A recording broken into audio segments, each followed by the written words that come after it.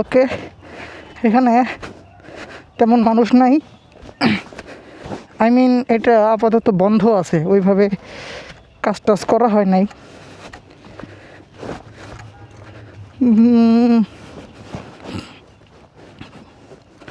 মানুষজন এই পাশটাতে, মানে আমি যেখানে আছি এখানে একটা মানুষও আসে নাই। আজকে ঈদের পরের দিন ওই পাশটাতে ঢোকা যাইতেছে না, এত পরিমাণের ভিড়।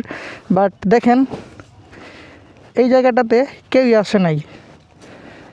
ও, বাইক নামানোর তো কোনো জায়গা নাই, থাকলে এক পাশে বাইক রেখা।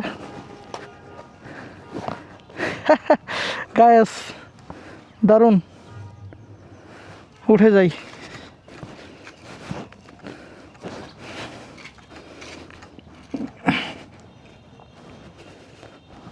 জায়গাটা সুন্দর, কিন্তু বিকালবেলা আইসা বসে থাকার জায়গা। আমার বাড়ি যদি এখানে আশেপাশে কোথাও হইতো, আমি ডেইলি আমার কাজ না থাকলে, আমার যেদিনই কাজ না থাকতো আমি ফ্রি থাকতাম, আমি এখানে এসে সময় কাটাইতাম। দেখছেন কত সুন্দর জায়গা।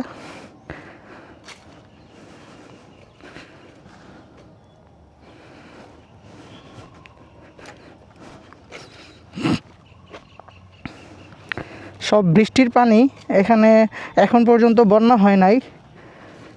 বৃষ্টির পানিতেই দেখেন কি অবস্থা, একদম সব তলায়া রয়েছে। বাট সুন্দর লাগতেছে গাইস,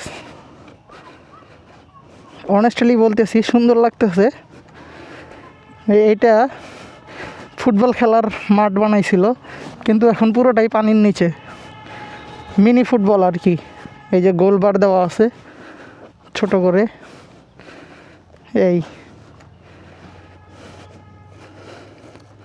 মানুষ নাই, এটা থেকে উঠমু না, থাক। হ্যাঁ,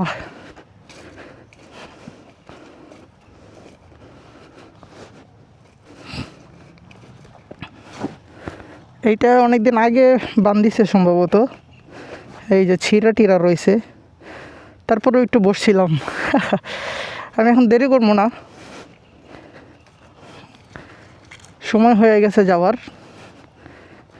তারপরে যদি বাইক এটা দিয়ে নামানো যাইতো, বাইক নামানোর রাস্তা থাকতো, তাইলে এখানে বাইক রাইখা রিল্যাক্সে কিছুক্ষণ বসে থাকতাম।